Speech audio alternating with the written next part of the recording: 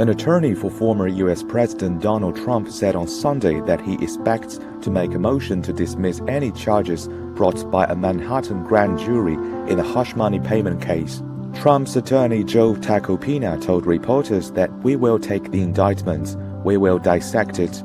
The team will look at every potential issue that we will be able to challenge, and we will challenge. Trump served as U.S. President from January 2017 to January 2021. He was indicted last week by a Manhattan grand jury for his alleged role in organizing hush-money payments to adult film actress Stormy Daniels before the 2016 election.